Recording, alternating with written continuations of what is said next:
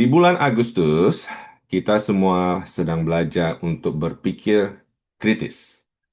Bapak Ibu, ingat ya kalau tahun 2025 ada tema besar di BMC New York adalah Future Foresight, the ability untuk melihat masa depan. Nah, di bulan-bulan, tiap bulan nih kita dipersiapkan untuk bisa future foresight, melihat masa depan untuk bisa meraih kemenangan dan juga bisa, of course, mengalami terobosan-terobosan.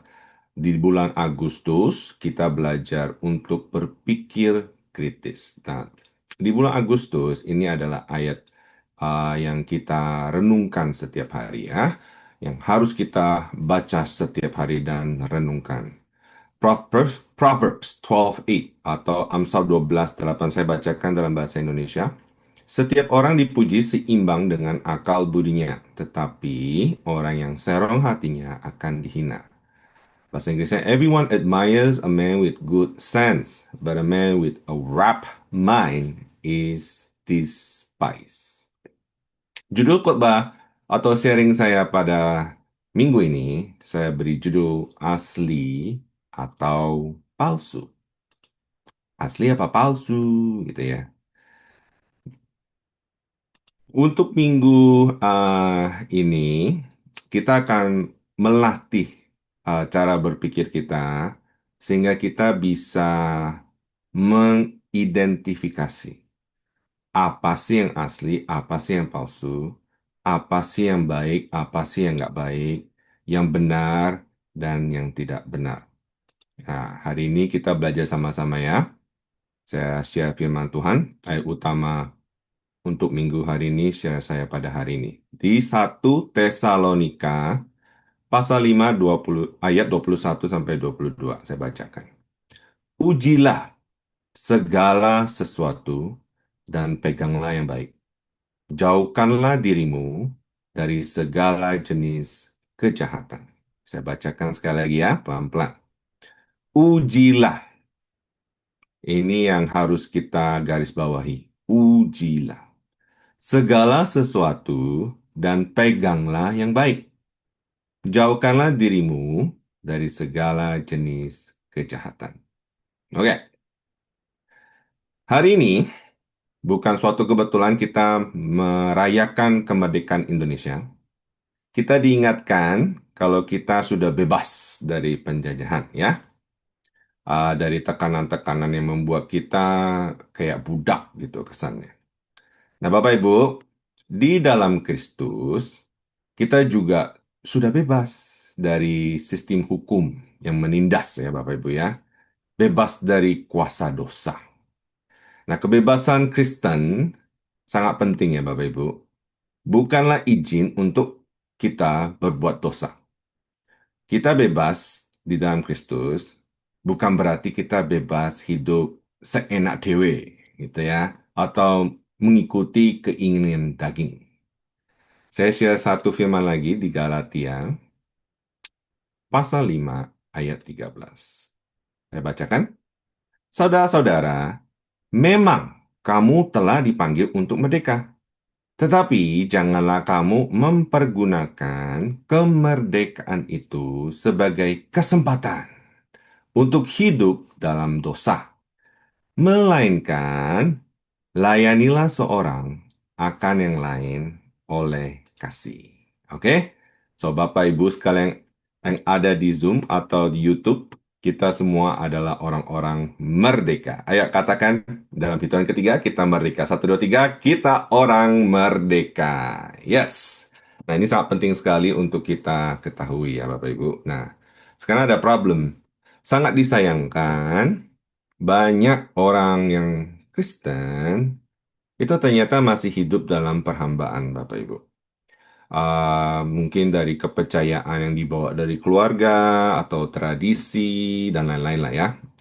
Nah, ini semua dikarenakan kurang adanya pengertian, Bapak Ibu. Saya share firman lagi di Hosea pasal 4 ayat 6. Saya bacakan dalam bahasa Inggris. Ini Tuhan Allah kita yang ngomongnya. My people are destroyed by lack of knowledge. Umatku binasa karena tidak mengenal Allah. Sangat sayang Bapak Ibu. Kita dikatakan binasa karena kita tidak mengenal Allah. Bahasa Inggrisnya, we are called destroy. Kita ini ya binasa karena lack of knowledge, karena kurangnya pengertian.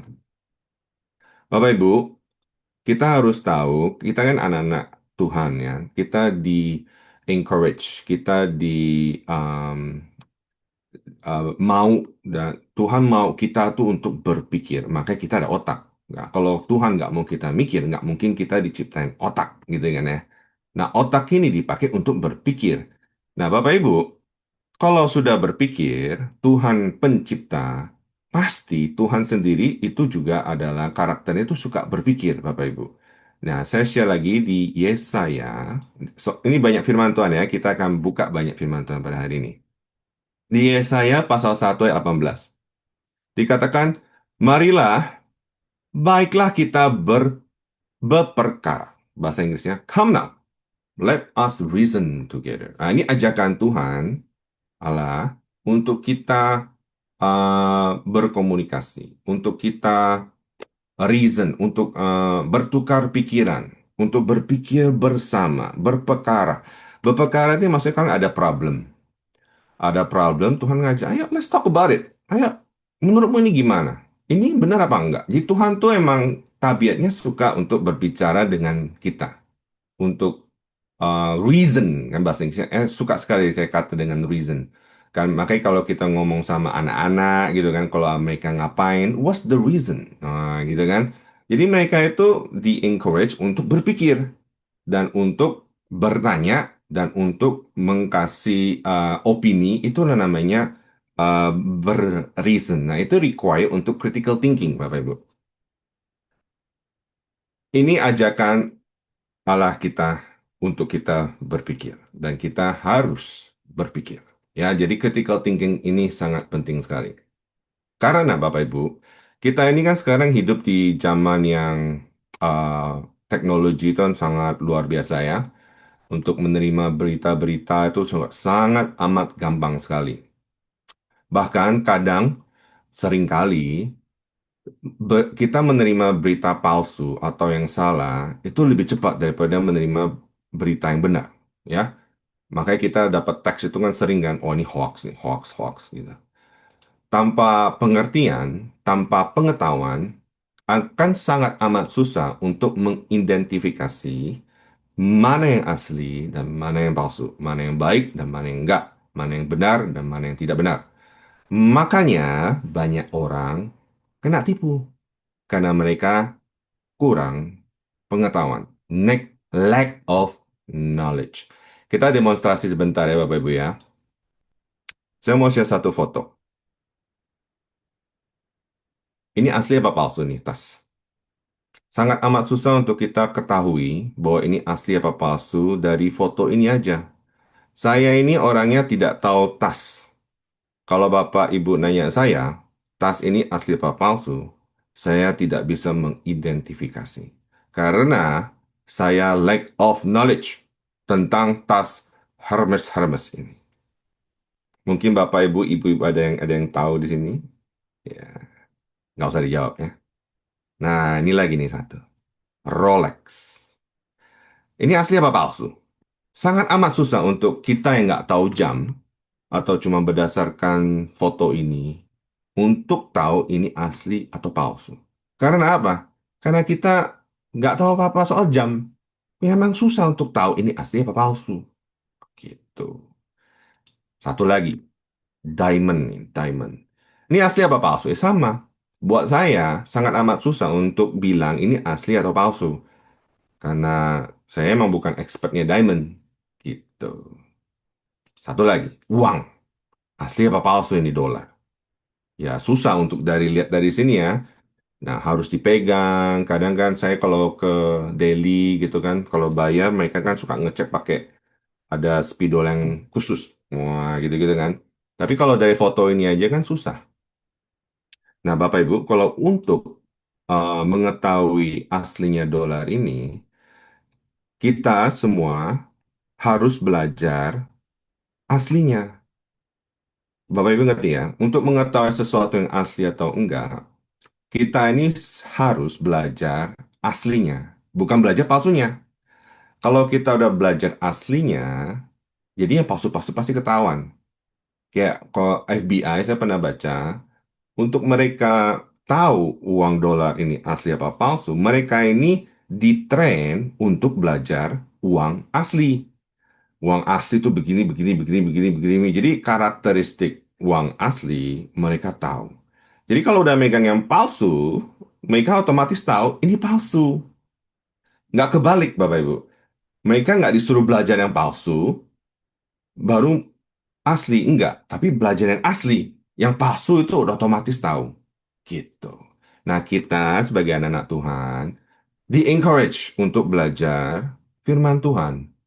Belajar firman Tuhan. Jadi kita tahu kalau misalnya ada berita-berita yang masuk, kita tahu ini asli atau palsu. Nah, ini satu lagi contoh Bapak Ibu ya. Saya mau tes Bapak Ibu.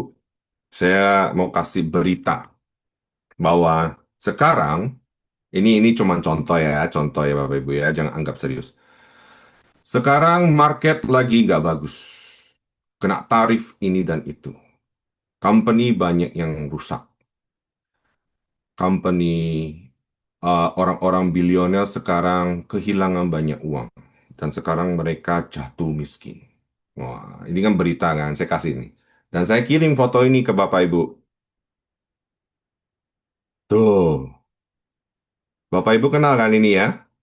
Itu ada Warren Buffett, Jeff Bezos, sama Elon Musk. Yang punya Berkshire, yang punya Amazon, sama Tesla. Sekarang mereka miskin, Bapak Ibu. Satu miskin. Nah, sekarang Bapak Ibu kan orang-orang yang berpengetahuan, kira-kira kalau saya kasih info kayak gini, percaya atau tidak? Ya, of course enggak lah. Ini namanya palsu ini, hoax ini nggak benar. Gitu. Ini bahaya loh Bapak Ibu. AI yang namanya, ini dibuat oleh AI, ini bukan saya yang buat ya, ini saya ambil dari internet. Dan saya sendiri lihat di sosial media, mereka bikin-bikin kayak gini pakai AI.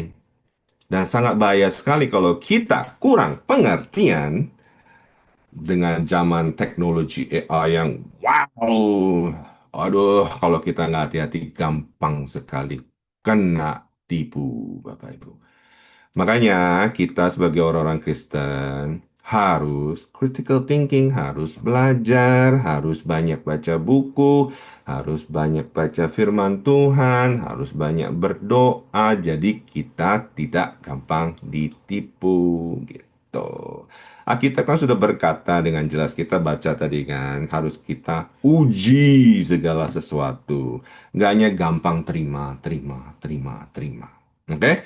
Jadi poin satu yang saya share hari ini, poin pertama bukan poin satu, sorry. Tuhan memanggil kita untuk menguji, bukan percaya buta. Oke? Ujilah segala sesuatu dan peganglah yang baik. Oke, ingat. Poin satu yang William share pada pagi hari ini, kita harus menguji. Oke, Bapak Ibu ya. Lanjut ya. Nah, Tuhan memanggil kita ya untuk memuji. Menguji itu di sini kan berarti memeriksa dengan teliti, Bapak Ibu. Jadi kayak beneran dicek, cross check. Kalau orang yang suka menulis di proofread gitu. Nah, bahkan apa yang share sekarang saya ke Bapak Ibu, saya tantang Bapak Ibu atau encourage Bapak itu untuk uji juga. Jangan main langsung percaya gitu kan. Jadi kita harus belajar untuk critical thinking gitu. Nah, ada cerita juga di Bible di jemaat Berea.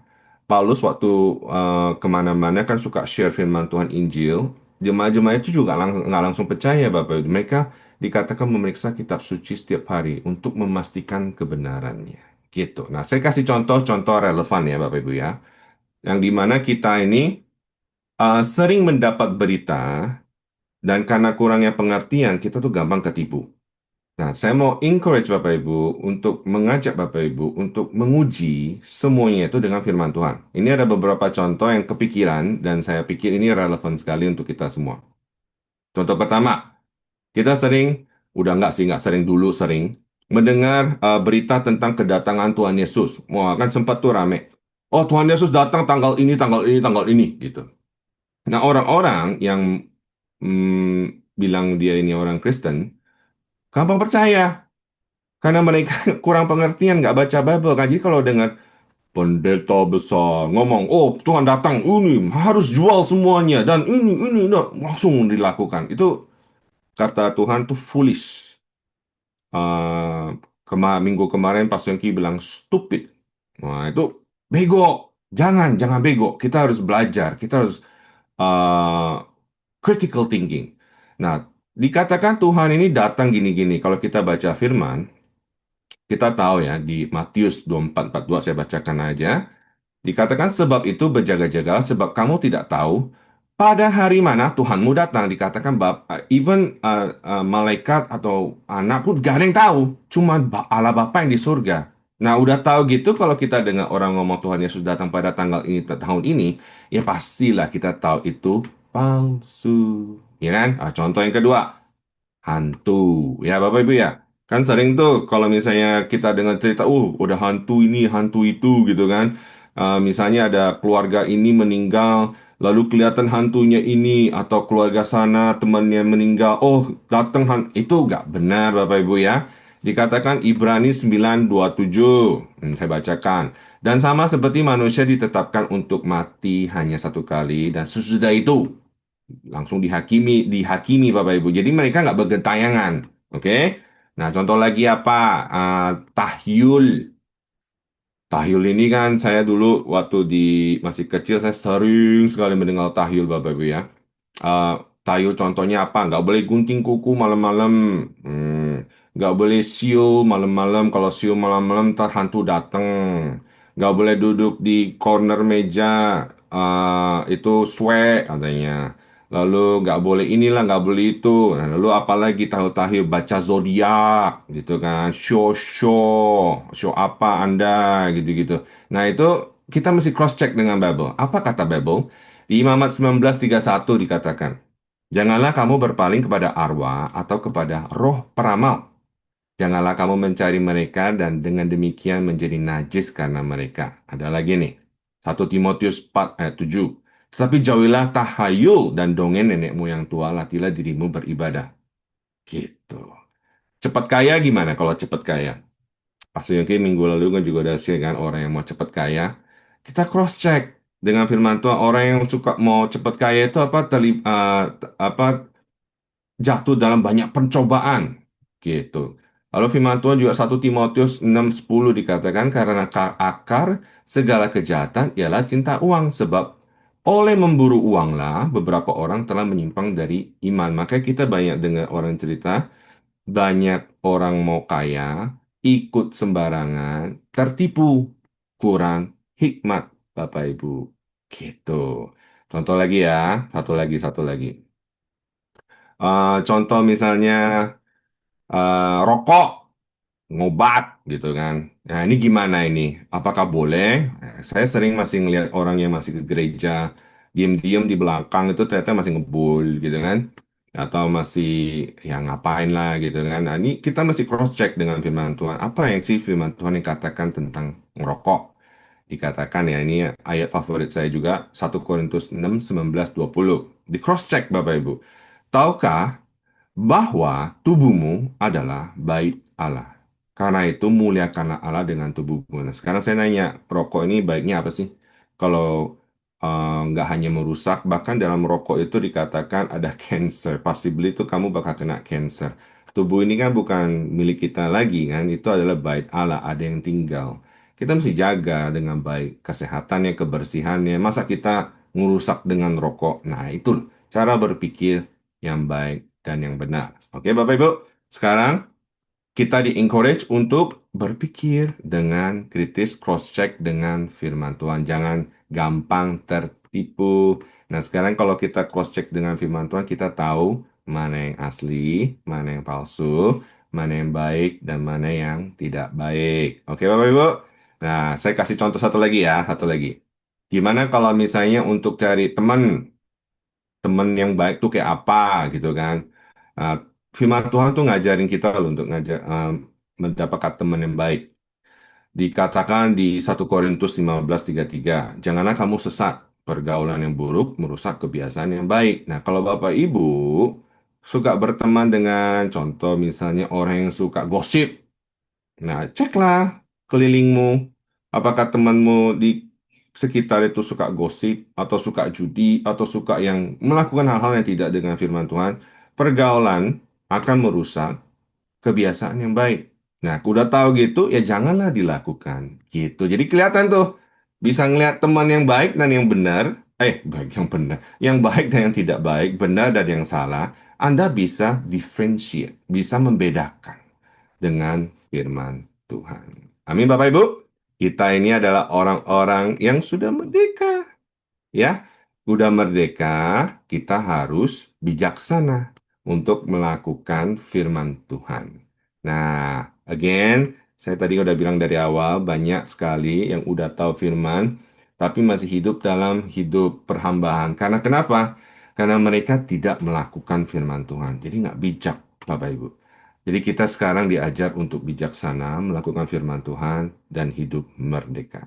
Oke? Oke, lanjut ya. Poin kedua, yang pertama poin kan kita harus uji ya, Bapak Ibu. Harus uji dengan firman Tuhan. Jadi kita bisa membedakan mana yang asli atau palsu. Nah, yang kedua, Bapak Ibu. Poin saya yang nomor dua, tidak semua yang terlihat baik berasal dari Tuhan. 2 Korintus 11 ayat 14. Sebab iblis pun menyamar sebagai malaikat terang. Bapak Ibu, penipuan berhasil karena tampilannya itu mirip asli, Bapak Ibu ya. Itulah yang membuat orang tertipu. Banyak orang tertipu karena mereka melihat penampilan yang sangat bagus, yang baik, kelihatan asli, yang menggiurkan. Poin yang saya share hari ini, walaupun terlihat baik, luar biasa indah, maybe kelihatan excellent, belum tentu berasal dari Tuhan. Minggu lalu again, Pak Yongki udah share nih tentang investasi bodong. Biasa kalau saya kan juga pernah disamperin Bapak Ibu. Biasa tuh yang dikatakan, mau ini enggak?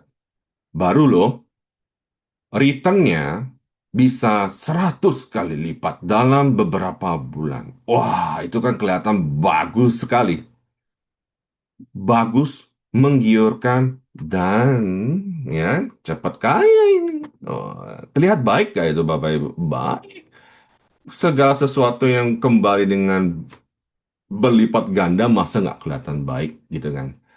Kita belajar itu belum tentu dari Tuhan Bapak Ibu. Penipu waktu mau kayak memancing orang, tentu dia akan memancing dengan sesuatu yang baik. Kita anak Tuhan harus bijaksana. Taulah kebenaran ini. Segala sesuatu yang baik belum tentu dari Tuhan. Bapak Ibu tahu kan ceritanya Adam dan Hawa? Itu kan contoh di Alkitab yang sangat amat sangat obvious gitu ya. Buah kelihatannya menarik ini. Bagus. Nah, si iblis menggoda Hawa. Ini bagus loh, ini enak loh. Ya gitulah cara kerja iblis. Di zaman sekarang ya of course dia menggiurkan atau menipu kita nggak dengan buah, tapi bisa dengan uang, dengan posisi, ya macam-macam. Nah kita harus hati-hati. Contoh yang lain lagi, mencari pasangan hidup. Kelihatannya baik dari luar ya. Wah ganteng, wah cantik, wah kerjanya bagus, wah statusnya bagus, wah lulusan sekolah ini, wah keluarganya ini, wah wah wah wah lah. Belum tentu dari Tuhan, Bapak Ibu. Makanya kita harus namanya uji ya, Bapak Ibu ya. Itu take time. Itu ada proses. Jadi kalau menguji segala sesuatu tuh nggak bisa dengan segedap mata, nggak bisa gitu. Itu take time. Nah, untuk mencari pasangan hidup itu juga take time. Makanya jangan buru-buru. Take your time. Oke, Bapak Ibu. Contoh lain lagi mungkin juga kerjaan ya. Kerjaan mungkin kelihatannya baik, posisi yang baik, kesempatan yang baik, opportunitas yang baik, tapi belum tentu dari Tuhan. Ya, gampang lah dicek misalnya. Apakah dalam pekerjaan ini akan membuat karakter kita berkurang, karakter Kristus kita buka? Apakah membuat kita menjadi suka bohong, misalnya kan? Atau membuat kita menjauh dari ibadah-ibadah gereja, misalnya gitu kan, atau membuat kita kurang waktu bersama keluarga, atau membuat kita misalnya tambah stres, gitu kan, tiap pulang marah-marah terus, gitu kan, apakah begitu? Walaupun kerjaannya itu kerjaan yang, tiap tahun bisa six figure, gitu kan. Tapi apakah? Nah, gitu. Harus kita cek. Ketahuilah kebenaran ini bahwa segala sesuatu yang baik belum tentu dari Tuhan. So far so good, Bapak Ibu. Kita adalah orang-orang merdeka. Oke? Oke, poin yang ketiga ya, Bapak Ibu ya. Poin yang ketiga. Yang pertama, kita uji. Yang kedua, kita harus tahu segala sesuatu yang baik itu bukan dari, belum tentu dari Tuhan. Oke? Belum tentu dari Tuhan. Nah, yang ketiga, ini yang harus kita lakukan. Kita harus latih pikiran kita. Harus latih kita sendiri, Bapak Ibu. Untuk bisa membedakan. Di Roma 12 ayat 2. Janganlah kamu menjadi serupa dengan dunia ini, tetapi berubahlah. Namanya orang mau berubah, itu mesti take action oleh pembaharuan budimu. Oke, Bapak Ibu, pelatihan kita yang lagi di gereja. Of course, saya mau fokus tentang spiritual life ya, bukan yang lain-lain, tapi spiritual life. Pelatihan kita untuk berpikir itu datang dari kebiasaan berdoa, kebiasaan kita beribadah, dan juga kebiasaan kita membaca firman. The more you read your Bible, the more you know God. The more you know the truth. The more kita tahu tentang kebenaran gitu kan. Jadi kalau banyak berita asli masuk, itu sangat gampang sekali kita untuk mengidentifikasi. Awal-awal take time Bapak Ibu. Tapi kalau misalnya Bapak Ibu sudah expert dalam hal ini, misalnya ya contoh, kita udah tahu Tuhan datang tidak ada yang tahu. Itu udah sangat amat jelas. Itu udah expert.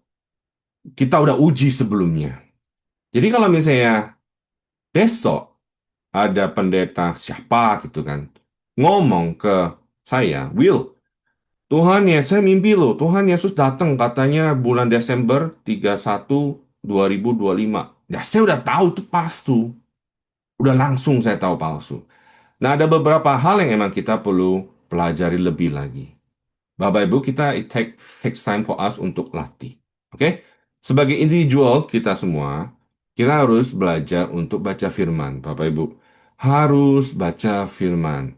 Renungkan siang dan malam. Itu kan di Amsal dikatakan, di Mazmur. Renungkan siang dan malam. Dan kita juga harus lakukan. Gak bisa tiap minggu dengerin saya sharing, Pak Yongki sharing, lalu minggu depan ditanyain kok Bapak, lupa. Ya, ya, harus critical thinking, harus diingat-ingat, direnungkan Bapak Ibu. Bergereja salah satu another way untuk kita bisa melatih pemikiran kita ya. Kita harus ke gereja, of course. Keliling kita dengan orang-orang yang spiritual life-nya bagus, anak-anak Tuhan. Jangan ke gereja pas ada maunya aja, Bapak Ibu. Tapi ke gereja cari Tuhan. Cari Tuhan, kelilingilah dirimu dengan orang-orang yang bisa membangun your spiritual life. Oke? Udah belajar harus dipraktek, Bapak Ibu. Benar-benar harus dipraktek. Itu key-nya, biar kita bisa tahu. Gampang untuk tahu yang baik dan yang benar, asli atau yang palsu. Misalnya ya, contoh. Kalau Bapak Ibu mungkin bos atau leader lah dalam pekerjaan perusahaan Bapak Ibu. Dipraktekkan. Kita kan belajar banyak firman Tuhan, value-value soal leader. Contohkan ke bawahanmu, karyawanmu untuk excellent, untuk datang on time, untuk memberikan yang terbaik, untuk memimpin dengan baik, gitu kan. Nggak boleh marah-marah, gitu. Sebagai orang tua, firman Tuhan ngomong apa sih? Ini diajar untuk berulang-ulang. Di buku ulangan lagi ngomongnya. Kita harus sebagai orang tua mengajak anak kita berulang-ulang saat berdiri, duduk, tidur, di sana, di sini. Ajar terus kebenaran firman Tuhan. Ini harus dipraktek. Masa diajar cuma di Sunday School atau di youth? Nggak cukup. Kami sebagai youth teachers, ini bukan utama, Bapak Ibu. Bapak Ibu sebagai orang tua adalah yang utama mengajar anak-anak Anda, bukan saya. Kami yang di bergereja ini cuma support system yang bertemu seminggu sekali, mungkin satu setengah jam, satu setengah jam sekali dalam seminggu. Itu nggak cukup, sangat amat nggak cukup. Makanya firman Tuhan dikatakan untuk orang tua, bukan untuk Sunday school teacher, untuk youth teacher, untuk pastor, tapi untuk orang tua mengajar anak-anak kita berulang-ulang. Berulang-ulang itu berarti non-stop. Saya percaya Bapak Pastor Yongki tetap mengajar Henok dan juga Keisha. Saya percaya itu. Mungkin bakal lebih kurang ya intensinya. Mungkin waktu kecil kan lebih banyak. Nah karena Henok udah menikah, saya percaya once in a while Pastor Yongki suka memberikan hikmat, wisdom. Nah saya sama istri saya kan baru kedatangan, saya kedatangan ke mertua. Mereka tetap memberikan hikmat. Be humble, ya kayak gitu-gitu, tetap.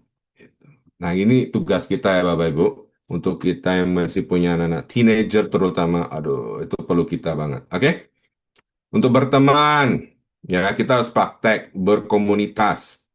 Apa sih yang Tuhan ajarin dalam berkomunitas? Salah satunya adalah saling membantu, saling memaafkan, ya, saling support, saling nggak boleh jealous-jealousan gitu. Oke, Bapak Ibu, kita harus praktek ya. Nah, ini ada tips yang sangat membantu saya. Saya mau share ke Bapak Ibu. Langkah praktis untuk berpikir kritis sebagai orang Kristen.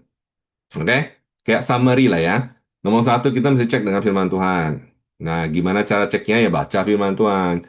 Yang kedua, kita periksa buahnya. Gampang kok buahnya. Buahnya itu kan apakah sesuai dengan firman Tuhan apa nggak kelihatan gitu. Nah, yang ketiga, kita perlu mentor Bapak Ibu. Yes, kalau sendirian itu sangat amat susah. Carilah nasihat yang rohani. Kita perlu mentor, ada Pastor Yongki kan. Carilah, tanyalah. Kalau sampai Pastor Yongki, jangan pas masalah aja Bapak Ibu. Kadang kalau lagi ada berkat atau lagi ada pertanyaan simpel-simpel, carilah Pastor Yongki. Jangan tiap kali ke Pastor Yongki, oh Pastor saya ini, jangan gitu. Kasihan Pastor Yongki Bapak Ibu ya. Dan yang keempat ya, jangan terburu-buru dalam mengambil keputusan. Ini yang empat ini yang sangat membantu saya. Saya mau share ke Bapak Ibu. Ini langkah praktis aja. Oke? Dan saya tutup dengan Amsal 14 ayat 15. Orang yang tak berpengalaman percaya kepada setiap perkataan, setiap teks, dari WA, setiap perkataan tetangga saya, setiap perkataan ini dan itu orang yang tak berpengalaman, Bapak Ibu. Tapi kita orang-orang BMC New adalah orang-orang yang berpengalaman, orang-orang yang merdeka, orang-orang yang bijaksana. Oke? Nah, tetapi orang yang bijak, orang-orang BMC New York, memperhatikan langkahnya. Memperhatikan dengan apa? Dengan firman Tuhan. Firman Tuhan dikatakan apa? Adalah pelita bagi langkah kita, jalan-jalan kita. Kita harus pakai pelita itu sehingga kita bisa memperhatikan langkah-langkah kita. Oke, Bapak Ibu. Orang-orang BM Senior adalah orang-orang yang merdeka, orang-orang yang bijaksana, orang-orang yang berpengalaman, orang-orang yang tidak gampang ditipu. Amin. Amin. Saya sudah selesai. Saya berdoa ya. Mari kita berdoa. Bapak Ibu, Bapak yang ada di surga, kami ucap syukur untuk hari ini. Kami ucap syukur untuk kebenaran firman-Mu. Kami ucap syukur Tuhan untuk kasih-Mu Tuhan buat kami semua yang ada di sini. Kami berdoa dalam kehidupan kami sehari-hari ini Tuhan. Kami mau berdoa untuk selalu bergantung sama Engkau dengan firman-Mu. Kami mau hidup dalam kebenaran, membaca firman-Mu, merenungkan dan juga menjadi pelaku firman-Mu. Kami mau menjadi orang-orang yang bijaksana Tuhan. Di hari kemerdekaan Indonesia kami ingatkan bahwa kami semua juga adalah orang-orang merdeka di dalam Kristus. Maka itu Tuhan, hari ini kami mau berkomit untuk hidup lebih uh, dahsyat lagi Tuhan bersama Engkau. Bantu kami ya Roh Kudus sehingga kami bisa terus naik dan naik dan naik. Berkati semua yang ada di sini Tuhan. Jauhlah kami dari yang jahat, dari malapetaka, sakit penyakit. Biarlah kami semua di sini bisa hidup berkemenangan, hidup mengalami terobosan, hidup diberkati. Di dalam nama Yesus kami berdoa. Amin.